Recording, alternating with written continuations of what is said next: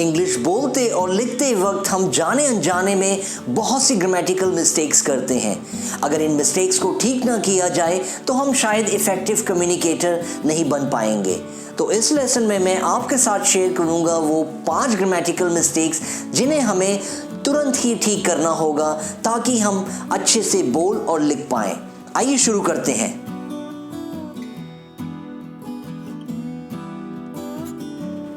सबसे पहली और सबसे ज़्यादा होने वाली मिस्टेक जो हमें ठीक करनी है वो ये है कि ऑक्सिलरी वर्ब्स डू, डज और डिड के साथ हमें हमेशा सेकंड और थर्ड फॉर्म को नहीं लगाना है।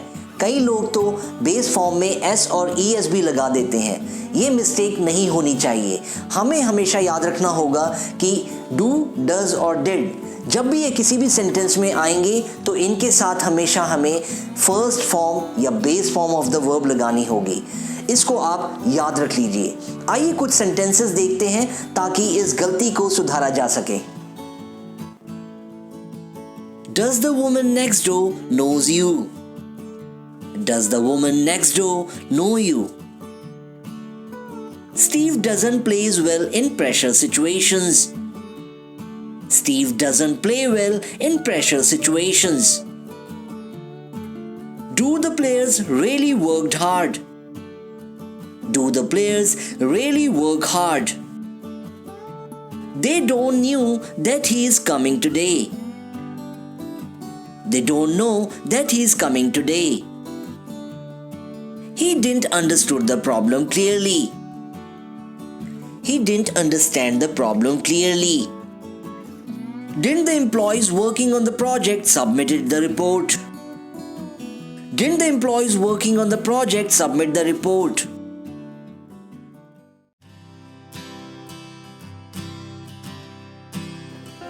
Each, either और neither ये डिस्ट्रीब्यूटिव प्रोनाउंस हैं और इनके बाद कभी भी आप प्लूरल वर्ब ना लगाएं। भले ही इनके बाद प्लूरल नाउन्स आते हों लेकिन ये हमेशा सिंगुलर ही ट्रीट किए जाते हैं।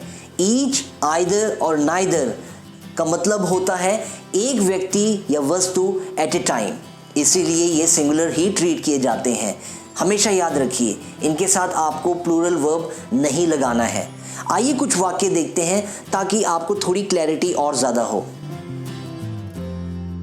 Each of the students are in the class. Each of the students is in the class. Either of you are eligible to do this. Either of you is eligible to do this. Neither of the roads lead to the destination. Neither of the roads leads to the destination.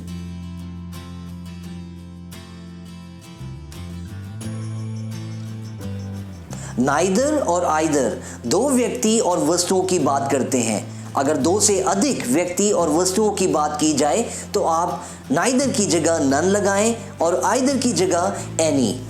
आइए कुछ sentences देखते हैं। I have 4 friends and neither is in the town. I have 4 friends and none is in the town.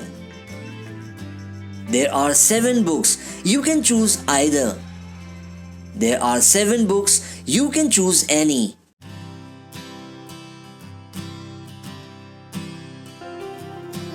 Both और neither को interchangeably use कर लेना और वो भी नेगेटिव सेंटेंसेस में, ये एक बहुत बड़ी मिस्टेक है।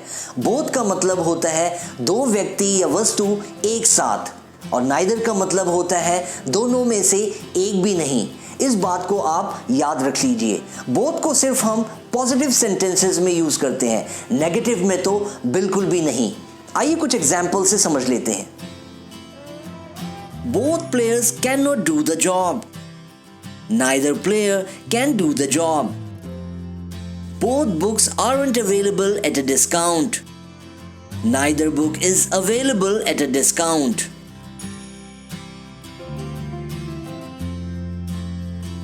कंजंक्शंस ऑल्दो या दो और बट को एक ही वाक्य में इस्तेमाल करना भी एक बहुत बड़ी मिस्टेक है।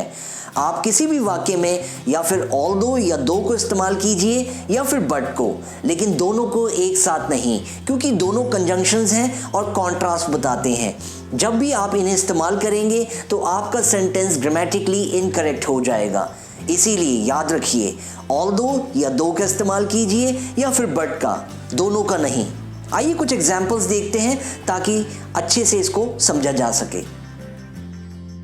Although Steve is a great player, but he fails in important matches. Although Steve is a great player, he fails in important matches. Though Eric is good in studies, but he feels the pressure of exams. Though Eric is good in studies, he feels the pressure of exams.